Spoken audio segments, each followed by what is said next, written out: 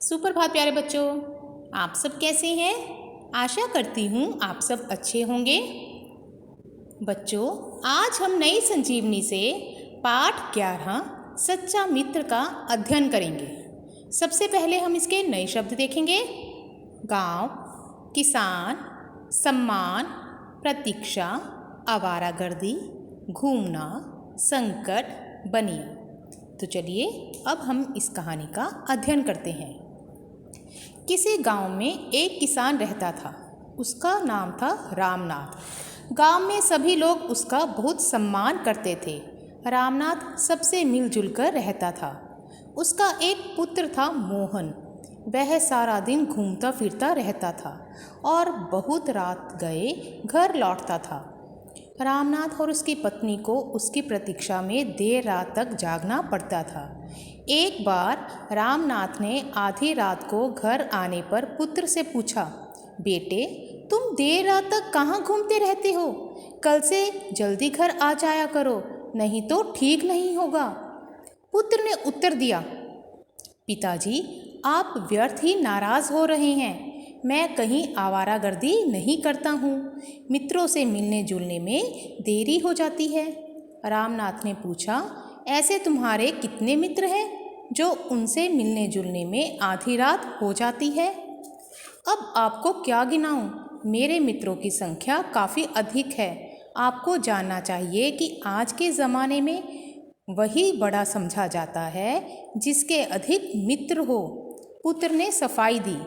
रामनाथ ने प्रश्न किया, क्या तुम्हारे मित्र विपत्ति में तुम्हारा साथ देंगे? पुत्र तुरंत बोला, पिताजी, मेरे मित्र मौका पड़ने पर मेरे लिए अपने जीवन को भी दांव पर लगा सकते हैं।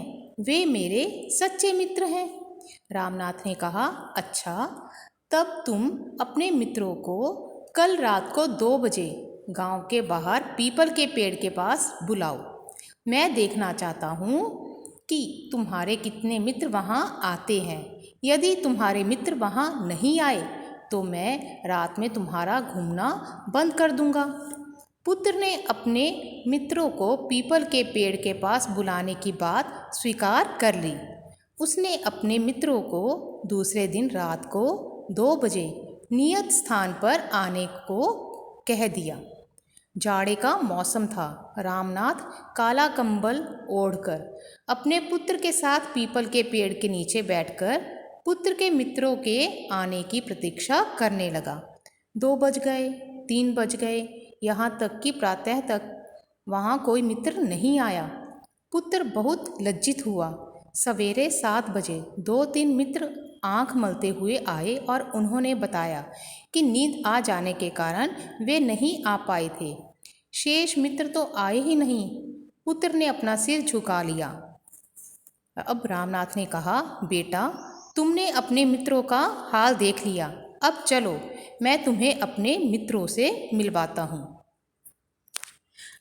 अगले रोज आधी रात को अपने पुत्र को साथ लेकर रामनाथ एक बनिए के घर गया। दरवाज़ा खटखटाने पर बनी ने भीतर से पूछा, कौन है? मैं रामनाथ। कहो रामनाथ, क्या बात है? इतनी रात को कैसे? बनिए ने बाहर आकर कहा, मित्र, कुछ संकट आ जाने के कारण मुझे कुछ रुपयों की शीघ्र आवश्यकता है। रामनाथ ने कहा, मैं अभी आता हूँ। बनिया भीतर चला गया। थोड़ी देर में बनिया हाथ में थैली लेकर दरवाज़ा खोलने आया। उसने रामनाथ के हाथ में रुपयों की थैली रखते हुए कहा, रामनाथ, इस थैली में 500 रुपये हैं।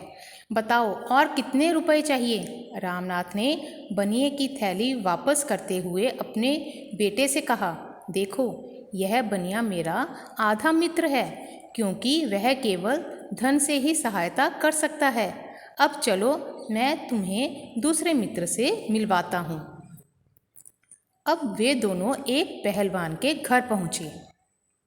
वहाँ जाकर रामनाथ ने पुकारा, पहलवान, जल्दी आओ। रामनाथ की आवाज़ सुनते ही पहलवान लाठी लिए हुए घर से बाहर आया और बोला, चलो मुझे दिखाओ कि कौन तुम्हें परेशान कर रहा है। मैं अभी उसे मज़ा चखा दूंगा। मेरे जीते जी कोई तुम्हारा बाल भी बांका नहीं कर सकता। रामनाथ ने पहलवान को रोका और अपने बेटे से कहा, देखो बेटा, यह पहलवान मेरा पूरा मित्र है। यह मेरे लिए कुछ भी करने को तैयार रहता है।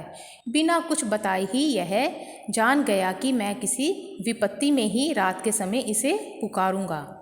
बेटा यह सब बातें सुनता रहा।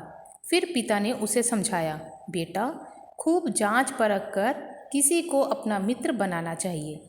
सच्चा मित्र कोई ही होता है, अतः मित्रों की भीड़ इकट्ठी करने से बचना चाहिए। सच्चा मित्र एक खजाने की तरह होता है जो विपत्ति में हमारे काम आता है।